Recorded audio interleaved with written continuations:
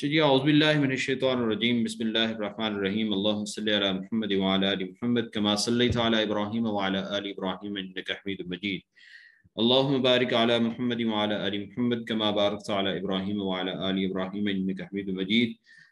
سب سے پہلے تو آپ سب لوگ کو خوش آمدید اس سیشن میں، جن لوگوں نے جوائن کیا ہے، اور اس کے بعد officially once again I congratulate all of you, وہ سارے اپلیکینٹ کے جنہوں نے ٹیسٹ میں کوالیفائی کیا ہے۔ بہت ساری آپ سب لوگوں کے لیے دعائیں ہیں کہ آپ انٹرویو میں بہت اچھا پرفارم کریں اور اچھی جگہ پہ جو ہے وہ آپ کی پوسٹنگ ہو، اور اس کے بعد آپ اپنی خدمات سر انجام دے سکیں۔ یقیناً آپ لوگوں کی محنت اور یہ جو آپ نے وقت نکالا ہے یہ قابل تحسین ہے، اور امید ہے کہ اس کا پھل آپ کو ضرور ملے گا۔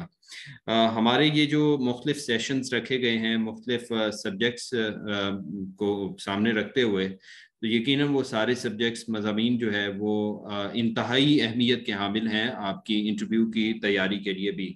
اس میں سے کچھ چیزیں ہم نے جو ہے وہ ٹیسٹ کی تیاری کے لیے بھی ڈسکس کی تھیں، لیکن اگین جو محاضرات فقہ ہے جس پہ آج کا سیشن ہم نے شیڈول کیا ہے، محاضرات فقہ میں بہت سارے ایسے بنیادی تصورات ہیں، بنیادی سوالات ہیں کہ جن کو بنیاد بنا کر جو ہے وہ آپ سے انٹرویو میں سوالات کیے جا سکتے ہیں۔ تو ہم اس میں جو ہے وہ ان ساری چیزوں کے بارے میں اور وہ سارے بنیادی ایریاز یا سوالات جو ہیں وہ ہم زیر بحث لائیں گے کہ جو آپ کو انٹرویو میں یا ویسے فقہ، اصول فقہ سے متعلقہ جو تصورات ہیں وہ سمجھنے میں جو ہے وہ مدد کریں گے، جس میں اجتہاد کا بھی ایک ٹاپک آ جاتا ہے، باقی مصادر فقہ کے حوالے سے بھی آ جاتا ہے، اور جو فقہ کا مضمون ہے وہ کس نوعیت کا ہے اس کو بھی ہم جو ہے وہ اس سیشن میں زیر بحث لائیں گے۔ تو اس میں کچھ فقہی اصول ہیں جو آپ نے سنے ہوئے ہیں، جیسے عدم حرج ہے، قلت تکلیف ہے، تدریج ہے، یہ بھی زیر بحث لائے جائیں گے۔ اور فقہ کی تدوین کے حوالے سے خاص طور پہ کہ کیسے نبی محترم صلی اللہ علیہ وسلم کی احادیث کو اور اس سے پہلے قرآن مجید کی آیات کو سامنے رکھتے ہوئے فقہاء کرام نے فقہ کی جو ہے وہ تدوین کی۔ اس میں صحابہ کرام کیا کردار تھا، تابعین نے کیا کردار ادا کیا، اور اس کے بعد تبع تابعین نے، اور پھر جو ہے فقہ کی تدوین فقہاء کرام کے ذریعے سے کیسے ہوئی، جیسے ہمارے حنفی، مالکی، شافعی، حنبلی اور ساتھ میں جعفری جو فقہ ہے وہ کس طرح سے مرتب ہے ہوئی۔ تو اس سے متعلقہ جو بنیادی تصورات ہیں، سوالات ہیں، وہ جو ہے وہ زیر بحث لائے جائیں گے۔ تو سب سے پہلی چیز جس کو ہم نے ڈسکس کرنا ہے وہ یہ ہے کہ فقہ کیا ہے۔ تو اس میں ایک بڑی جو غلط فہمی ہے وہ آپ سمجھ لیں اس کو، اور اس غلط فہمی میں آپ نے بھی نہیں رہنا کہ فقہ اسلامی جو ہے وہ کوئی قرآن و سنت سے جو ہے وہ الگ چیز نہیں ہے۔ اس کی وجہ یہ ہے کہ فقہ کا جو لفظ ہے اس کا مطلب ہے جی سمجھنا، ٹھیک ہے۔ تو اس سے مراد یہ ہے کہ اللہ رب العالمین کی جو شریعت ہے وہ دراصل قرآن و سنت کی صورت میں موجود ہے۔ اب اس شریعت کا جو انطباق ہے جب آپ روز مرہ کے معاملات پر کرتے ہیں تو اور اس کے لیے آپ کو بہت زیادہ گہری فہم و بصیرت جو ہے اس کی ضرورت پڑتی ہے۔ اب یہ جو فہم و بصیرت ہے کس چیز کی؟ جی قرآن و سنت کی، یعنی قرآن و سنت کی فہم و بصیرت جو ہے اس کا نام جو ہے وہ فقہ ہے۔ اب یہی فہم و بصیرت تھی کہ جو فقہائے کرام نے استعمال کی، اور اس کے نتیجے میں انہوں نے جو ہے وہ قرآن مجید کی آیات کو اور احادیث مبارکہ کو سمجھا، اور پھر ان احکام کو جو ہے وہ عملی مسائل پر منطبق کیا، یعنی اس کے ذریعے سے انہوں نے عملی مسائل یا معاملات جو ہیں ان کا حل پیش کیا۔ تو اب فقہ جو ہے یہ بڑا وسیع جو ہے وہ موضوع ہے، اس لیے ہم اسے قانون بھی نہیں کہہ سکتے کیونکہ قانون کا جو دائرہ کار ہے وہ بڑا محدود ہوتا ہے فقہ کے مقابلے میں، اور اس کے مقابلے میں جو فقہ ہے وہ بہت وسیع ہے۔ آپ کو پتہ ہے کہ فقہ سے متعلقہ جو بہت سارے معاملات ہیں وہ انسان جو ہے وہ روزمرہ کے جو معاملات ہیں اس میں آ جاتے ہیں، انفرادی بھی، اجتماعی نوعیت کے بھی، عبادات سے متعلق بھی، اس کے علاوہ معاملات سے متعلق بھی۔ تو یہ سب چیزوں سے بحث کرتی ہے فقہ، اور ان کے جو ہے وہ حل پیش کرتی ہے شریعت اسلامیہ کی روشنی میں۔ اب ایک اور چیز یہ ہے کہ فقہ اسلامی جب تدوین اس کی جا رہی تھی تو اس سے پہلے کون سے قوانین تھے جو دنیا کے اندر تھے. تو اس بارے میں ڈاکٹر صاحب فرماتے ہیں کہ 4 قوانین ایسے تھے جو اس وقت موجود تھے. ان میں سب سے پہلے جو ہے وہ حموربی کا قانون ہے. حموربی کون تھا جی؟ یعنی اگر فقہ پہ بات ہو رہی ہے اور قانون پہ بات ہو رہی ہے اور آپ سے کوئی پوچھتا ہے کہ اچھا جی اس دور کے اندر کوئی اور بھی قوانین تھے، تو اس میں یہی جواب ہو سکتا ہے کہ حموربی کا قانون ہے. اور ایسے ہی رومن لا ہے، وہ اس وقت موجود تھا. اور ایسے یہودیوں کا قانون ہے، اور ساتھ میں جو ہے ہندوؤں کا منوشاستر ہے. یہ وہ قوانین ہیں جو اس وقت موجود تھے کہ جس وقت جو ہے وہ فقہ مرتب ہو رہی تھی. تو اس میں سب سے پہلے جو حموربی کا قانون ہے، اس کے بارے میں آپ کو جو بنیادی طور پہ پتہ ہونا چاہیے وہ یہ ہے کہ بعض لوگوں کے نزدیک اس سے مراد نمرود ہے. اب نمرود کے بارے میں آپ کو پتہ ہے کہ یہ ابراہیم علیہ السلام کا جو ہے وہ ہم اثر تھا، اور اس نے دراصل کئی 100 دفعات پر جو ہے وہ قانون مرتب کیا. اور کہا جاتا ہے کہ اس کی کوئی 282 کے قریب جو ہے وہ دفعات تھیں. یہ بعد میں جو باقیات ملتی ہیں ان سے اس کے کچھ قوانین جو ہے وہ مرتب کیے ہوئے ملے، اور اس سے یہ اندازہ لگایا گیا کہ یہ تو اس قوانین کے جو مندرجات ہیں، جو اس کے اندر چیزیں ہیں، وہ کیا ہے جی؟ عدل و انصاف سے متعلق قوانین ہیں. ایسے ہی جو ہے وہ سزاؤں سے متعلق کچھ قوانین ہیں، یا پھر انسانی آبادی کو یا انسانی معاشرے کو جو مختلف طبقات میں تقسیم کیا جاتا ہے اس کے حوالے سے قوانین ہیں. ایک تو یہ حموربی کا قانون تھا.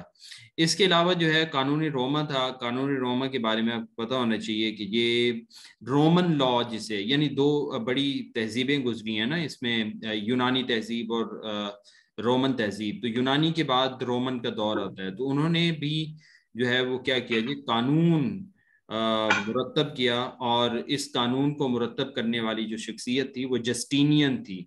تو انہوں نے جو ہے یونانیوں سے جو قانون اخذ کیا تھا اور جو احکام اخذ کیے تھے، جس میں رسوم و رواج سے متعلق بھی چیزیں تھیں اور دیگر شہری قوانین تھے، تو ان کو 12 تختیوں پر جو ہے وہ مرتب کیا.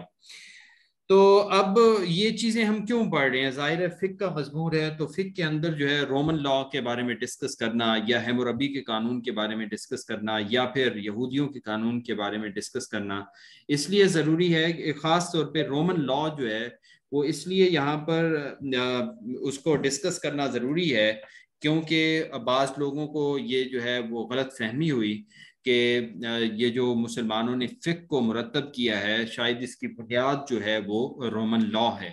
لیکن جب ہم اس کا مطالعہ کرتے ہیں تو ہم یہ دیکھتے ہیں کہ اس غلط فہمی کی کچھ وجوہات ہیں جس کی وجہ سے لوگوں نے یہ سمجھ لیا ہے کہ یہ شاید یعنی اسلامی فقہ جو ہے وہ رومن لا سے آئی ہے.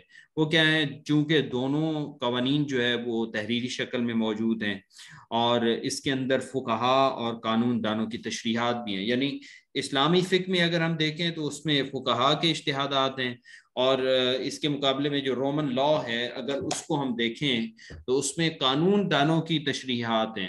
پھر یہ ہے کہ ماہرین قانون کے کچھ فیصلے بھی اس میں آتے ہیں، اور اسلامی قانون میں اگر ہم دیکھیں تو اس میں فتاوی جات آتے ہیں. تو یہ کچھ مشترکات ہیں. ایسے ہی رومن لا والے بھی اپنی نصوص کا احترام کرتے ہیں، اور اسلامک جو فقہ ہے وہ بھی اپنی نصوص کا احترام کرتے ہیں. اور یہ وہ چیزیں تھیں یا غلط فہمیاں تھیں جس کی وجہ سے لوگوں نے سمجھا کہ شاید جو اسلامی فقہ ہے وہ اخذ کی گئی ہے رومن لا سے. کسی کا مائک آن ہے جی، وہ کائنڈلی آف کر لیں. اگر کوئی سوال ہے تو وہ آخر میں آپ پوچھ لیجئے گا، مین وائل آپ مائک کو سر السلام علیکم. جی وعلیکم السلام. سر اس کا PDF میں اسی طریقے سے اسکرین شاٹ ملے گا یا ہم لکھ لیں؟ آپ لکھیں نانی جی، آپ سمجھنے کی کوشش کریں. آپ کو ویڈیو بھی مل جائے گی، آپ بعد میں سن سکتے ہیں، پھر تسلی سے آپ نوٹس بنا لیجئے گا. ٹھیک ہے؟ ابھی جو ہے نا جی آپ سمجھنے کی کوشش کریں جو بات ہو رہی ہے. ہاں اس میں اگر کہیں پہ کوئی سوال پیدا ہوتا ہے کہ یہ والے ہم نے پوائنٹ ڈسکس کیا اور یہ ہمیں سمجھ نہیں آتا، وہ آپ سوال اپنے پاس نوٹ کرتے جائیں، پھر ہم آخر میں اسے ڈسکس کر لیں گے.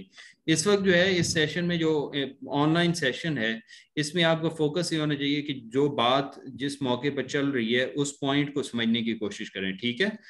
تو چونکہ ویڈیو بعد میں ہو جاتی ہے، اپلوڈ ہو جاتی ہے، تو آپ اس میں ویڈیو کو روک کے بھی تسلی سے آپ سن سکتے ہیں اور اپنے نوٹس نہیں بھی سر، بنا میں نے سکتے پہلے بھی آپ کے یہ محاضرات پہ لیکچر لیے ہوئے ہیں، تو وہ اس کا جیسے آپ کے پاس اسکرین شاٹ سے بنے ہوئے ہیں وہ آپ ایک بھیج دیتے ہیں، میں اس لیے پوچھ رہی ہوں ہیں۔ ہاں نہیں، اس کہ اس کا موقع پہ بھی ہمیں مل جائے گا۔ ہاں جی جی، اس موقع پہ لکھنے کی ضرورت نہیں ہے، اس موقع پہ سمجھنے کی ضرورت ہے۔ اس کی ریزن ایک یہ بھی ہے کہ جو انٹرویو ہے نا، وہ چونکہ گفتگو کا ایک انداز ہوتا ہے، مطلب گفتگو کے انداز میں آپ نے جواب دینا ہوتا ہے، تو اس انداز میں نا ہم اس سے پڑھنے کے مطلب جو ٹیسٹ کا انداز ہے نا وہ زیادہ معلوماتی ہوتا ہے۔ یہ جو ہے یہ کائنڈ آف تصوراتی ہوتا ہے کہ آپ کسی چیز کو بیان کیسے کرتے ہیں، اس کا جواب کیسے دیتے ہیں۔ تو آپ کے پاس ایک اچھا ذخیرہ الفاظ ہونا چاہیے، آپ کے کانسیپٹس کلیئر ہونے چاہیے، آپ میں خود اعتمادی ہونی چاہیے کہ جو سوال آپ سے پوچھا گیا ہے وہ آپ بتا سکیں۔ تو یہاں جی تک سر، ہم نے جزاک اللہ۔ ہاں جی، یہاں تک ہم نے 2-3 چیزیں ڈسکس کی۔ پہلے نمبر پہ ہم نے کہا کہ فقہ جو ہے وہ فہم و بصیرت کا نام ہے۔ کس چیز کی فہم و بصیرت دی؟ قرآن و سنت کو سمجھنے کی۔ پھر ہم نے کہا کہ فقہ جو ہے اس کو قانون کہنا ایسا ہی ہے جیسے ہم فقہ کے معنی کو محدود کر رہے ہوں، ٹھیک ہے؟ یعنی فقہ کو ہم قانون نہیں کہیں، اگرچہ اس کی ایک ٹرانسلیشن قانون یا اسلامی قانون بھی کی جاتی ہے، لیکن اگر ہم ایسے کریں گے تو اس کے معنی کو محدود کریں گے۔ ٹھیک ہو گیا؟ اس کے بعد ہم نے کہا کہ اچھا جب فقہ مرتب ہو رہی تھی تو اس وقت جو ہے وہ کون سے دیگر قوانین دنیا میں پائے جاتے تھے؟ تو اس میں 4 بڑے قوانین ہیں جن کا نام ملتا ہے۔ پہلے نمبر پہ حموربی کا قانون ہے، دوسرے نمبر پہ جو ہے رومن لا ہے، ٹھیک ہے، اور تیسرے نمبر پہ ہندوؤں یہ جو ہیں کیا یہودیوں کا قانون ہے، اور چوتھے نمبر پہ جو ہے وہ ہندوؤں کا منوشاستر ہے۔ یہ قانونی دستاویزات تھیں جو اس وقت موجود تھیں، ٹھیک ہے۔ پھر ہم نے زیر بحث لایا رومن لا کو۔ رومن لا کو سمجھنا اس لیے ضروری ہے کہ بعض لوگوں سے مراد ظاہر ہے جو مستشرقین تھے جنہوں نے اسلامی علوم پر بھی تحقیقات کی، یا ان میں سے جنہوں نے اعتراضات کیے، انہوں نے یہ کہا کہ اسلامی فقہ جو ہے اس کا جو ماخذ ہے، ان میں سے ایک ماخذ جو ہے وہ رومن لا بھی ہے، یعنی بہت ساری چیزیں رومن لا سے لے کر جو ہے وہ کی گئی ہیں۔ تو ہم نے کہا کہ یہ غلط فہمی ہے، ایسا نہیں ہے، کیونکہ رومن لا جو ہے وہ لا ہے جو کہ روم تک محدود تھا، یا ان کے جو قانون دان ہیں انہوں نے بنایا۔ اس کے مقابلے میں جو فقہ اسلامی ہے وہ بڑی ہماگیر ہے، ٹھیک ہے، اور اس میں آزادانہ قانون سازی کی گئی ہے۔ آزادانہ سے مراد یہ ہے کہ جو فقہائے کرام تھے وہ کسی سیاسی اثر میں نہیں رہے کہ انہوں نے کسی دباؤ میں آ کے جو ہے وہ قانون سازی کی ہو، بلکہ ایک آزادانہ اپنی رائے دی ہے قرآن و سنت کی روشنی میں، اور اس میں ان کی بصیرت تھی، ان کی سمجھ بوجھ تھی جو وہ قرآنی احکام کو یا پھر سنت کو سمجھ کے بیان کر رہے تھے۔ اور پھر یہ ہے کہ جو فقہائے کرام تھے، یعنی فقہائے کرام کہاں پہ تھے؟ امام مالک کو آپ دیکھیں تو وہ مدینہ کے اندر رہے، ان کا مرکز مدینہ تھا۔ جیسے امام شافعی کو اگر آپ دیکھیں تو وہ مکہ کے اندر اپنی درسگاہ تھی اور ان کا مرکز وہ رہا۔ امام ابو حنیفہ کو آپ دیکھیں تو ان کا مرکز جو ہے وہ عراق کی سرزمین بنا۔ تو یہ جو علاقے تھے، یعنی مدینہ ہے، مکہ ہے، عراق ہے، یا بصرہ ہے اور بغداد ہے، یہ علاقے دراصل رومی اثرات سے پاک رہے ہیں۔ تو اس کا مطلب ہے کہ کسی بھی طرح یہ ممکن نہیں تھا کہ جو رومن لا ہے وہ ان فقہائے کرام تک پہنچا ہو، یا پھر ان فقہاء نے رومن لا سے استفادہ کیا ہو جس کی وجہ سے وہ مکس اپ ہو گیا ہو، ٹھیک ہے۔ ایک تو یہ کلیئرٹی آپ کو ہونی چاہیے۔ اس طرح کے سوالات جو ہے وہ انٹرویو میں پوچھے جا سکتے ہیں، پاسبلٹی ہے، آپ کو انڈرسٹینڈنگ ہونی چاہیے۔ پھر اگر یہ سوال ہو کہ اچھا جی یونانی علوم تو منتقل ہوئے ہیں مسلمانوں کے اندر بھی، اور مسلمانوں نے جو ہے عباسی دور کے اندر چونکہ ترجمہ بھی کیے ہیں، تو اس میں آپ کو کلیئر یہ ہونا چاہیے کہ یونانی علوم منتقل ہوئے ہیں، ترجمہ بھی ہوئے ہیں، لیکن ان یونانی علوم میں جو ہے وہ قانون نہیں تھا، بلکہ منطق، فلسفہ اور طب کے جو زیادہ تر علوم ہیں اور ان کی کتب ہیں وہ جو ہے وہ اس دور میں ترجمہ ہوئی۔ ٹھیک ہو گیا؟ اس کے بعد ہم آ جاتے ہیں جی قانون کے اصل ماخذ کی طرف، کہ اب قانون جو ہے اس کا ماخذ کیا ہے۔ پہلے نمبر پہ کیا ہے جی؟ وحی الہی ہے، پھر اس میں انسانی عقل جو ہے اس کی بھی حیثیت ہے۔ اب عقل اور انسانی وحی کا یہاں پہ اگر ہم دیکھیں تعلق یا پھر اس میں موازنہ دیکھیں، تو اگر ہم کہتے ہیں کہ قانون کا جو ماخذ ہے وہ عقل انسانی ہے، تو اس صورت میں دیکھیں بہت ساری اس میں نزاکتیں آئیں گی۔ اس کی وجہ یہ بھی ہو سکتا ہے کہ جب انسان کو یہ کلی طور پہ اختیار دے دیا جائے کہ وہ قانون سازی کرے، تو پھر اس کے نتیجے میں کیا ہوگا جی، انسان ذاتی مفادات میں بھی پڑ جائے گا، پھر وہ قانون سازی اپنے مطابق کرے گا، اپنے علاقے کی ضروریات کے مطابق۔ تو اس لیے ہم کہتے ہیں کہ بنیادی طور پر جو ماخذ ہے وہ وہی ہے قانون، اسلامی فقہ یا قانون کا، کیونکہ وہی جو قانون دے گی، ٹھیک ہے، اور جو رہنمائی کرے گی وہ ایک کلی رہنمائی ہوگی، وہ جملہ جو انسان ہے ان سب کو سامنے رکھتے ہوئے جو ہے وہ کی جائیں گے۔ تو اس لیے وہی کو جو ہے وہ فوقیت دی گئی انسانی عقل پر۔ یہ ضرور بات ہے کہ انسانی عقل کو بھی اہمیت دی گئی، اور اس کی صورت جو ہے وہ اجتہادات ہیں۔ ظاہر ہے جب ایک فقیہ اجتہادات کرتا ہے تو وہ انسانی عقل کا ہی استعمال کرتا ہے۔ اس کے مقابلے میں جو آزادانہ تصورات ہیں ان کی اجازت نہیں دے سکتے ہم۔ اس کی وجہ یہ ہے کہ اگر ہم کھلی آزادی دے دیں کہ جو جی چاہے کرے، تو پھر کیا حال ہوگا؟ وہ حال ایسا ہی ہوگا جیسے مغربی جمہوریت کا ہے کہ وہاں جس کا جو جی چاہتا ہے ویسا قانون بناتا ہے، ٹھیک ہے، اور اپنی من مانی ہوتی ہے۔ تو اس لیے اسلامی جو فقہ ہے وہ ان چیزوں سے پاک ہے، کیونکہ اسلامی فقہ جو ہے اس کو تابع رہنا پڑتا ہے شریعت کے، یعنی ماخذ شریعت کے، اس میں وہی ہے، یعنی قرآن و سنت کی صورت میں جو موجود ہے۔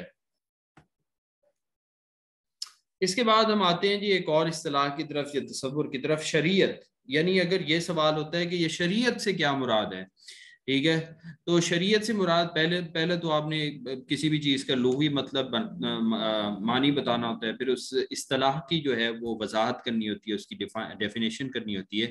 تو شریعت جو ہے یہ کیا ہے جی، شریعت سے مراد راستہ ہے، ٹھیک ہے، شریعت سے مراد وہ راستہ ہے کہ جو اللہ رب العالمین کی طرف لے جاتا ہے۔ یعنی اللہ رب العالمین نے جو ہے اپنے رسولوں کے ذریعے سے جو راستہ طریقہ بتایا انسانوں کو، تو وہ شریعت کہلاتا ہے۔ اب شریعت کا بھی ایک دائرہ کار ہے۔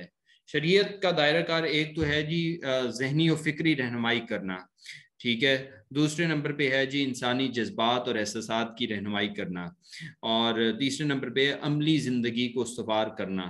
اب پہلا جو ہے نا یہ آپ کی ذہنی و فکری رہنمائی، اس کے لیے آپ کو پتہ ہے علم العقائد ہے، ٹھیک ہے، یعنی عقائد کی اصلاح ہوتی ہے اس کے ذریعے سے۔ دوسرے نمبر پہ انسانی جذبات اور احساسات کے لیے اخلاقی تعلیمات جو ہیں ان کا اہتمام کیا گیا۔ تیسرے نمبر پہ ہیں آپ کے عملی زندگی کے مسائل اور معاملات، ٹھیک ہے۔ تو اگرچہ یہ تینوں چیزیں، ذہنی و فکری بھی، انسانی جذبات بھی اور عملی زندگی بھی، یہ تینوں چیزیں آتی ہیں شریعت کے اندر، لیکن یہ جو تیسرے نمبر پہ ہے عملی زندگی سے متعلق جو معاملات ہیں، مسائل ہیں، ان کا حل پیش کرنا، وہ کس میں آتا ہے؟ فقہ کے اندر، ٹھیک ہے۔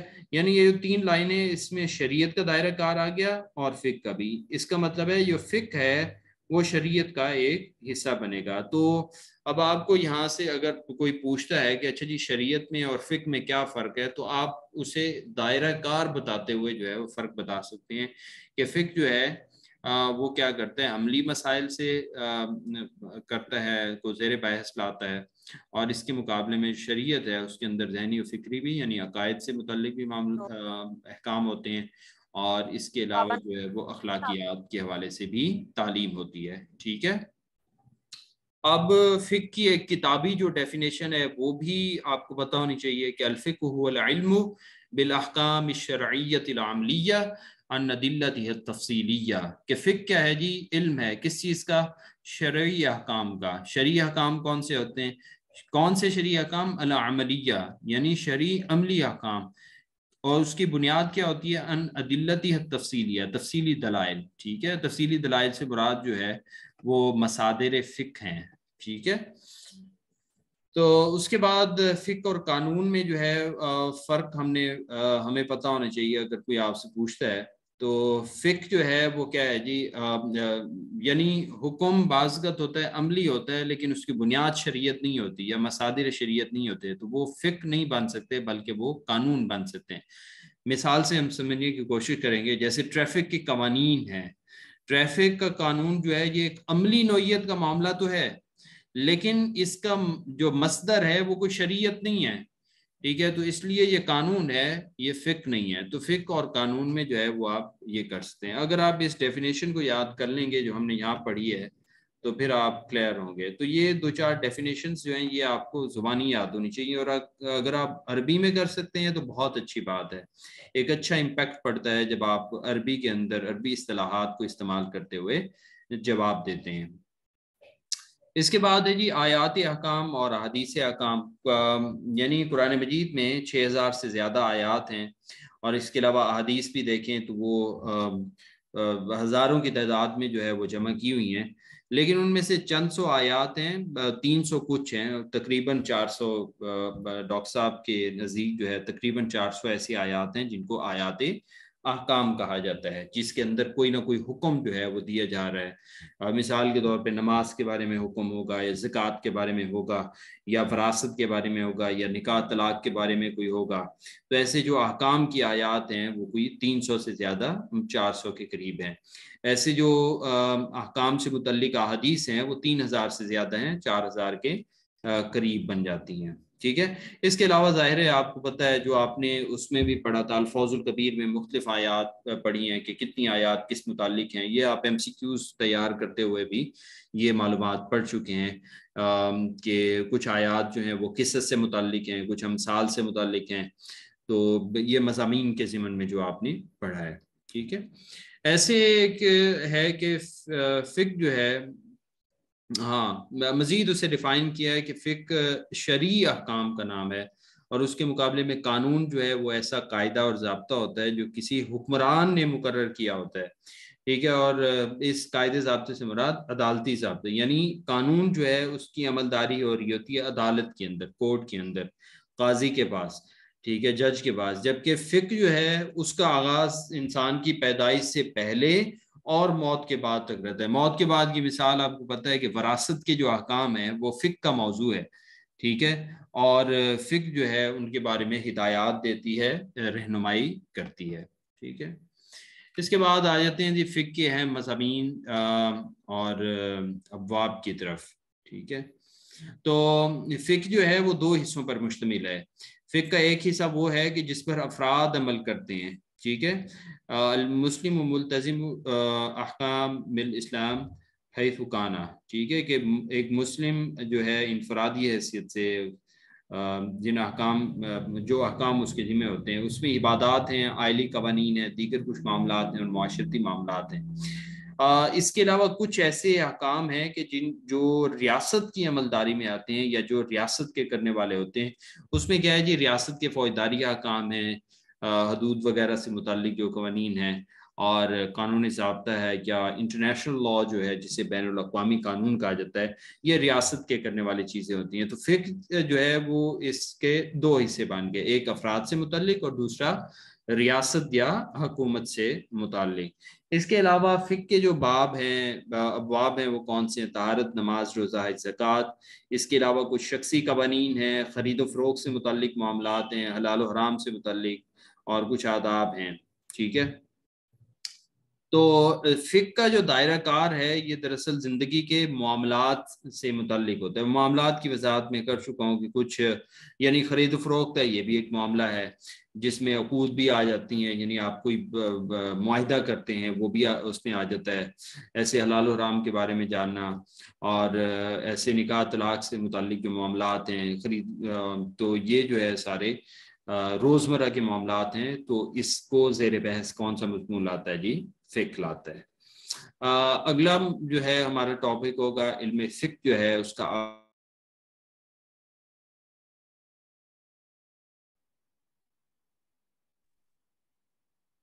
چلیں جی، ہم نیکسٹ سیشن جو ہے آپ یہ کوئٹ کر کے نیکسٹ لازمی جوائن کریں، کیونکہ بہت سارے تصورات جو ہے ابھی ہم نے ڈسکس کرنے ہیں۔ تو یہ میٹنگ کا ٹائم ختم ہو رہا ہے، 1 منٹ آخری رہ گیا ہے، تو تو آپ لوگ جو ہے میٹنگ کو دوبارہ سے جوائن کریں اسی سیم لنک سے. ٹھیک ہے, بہت شکریہ.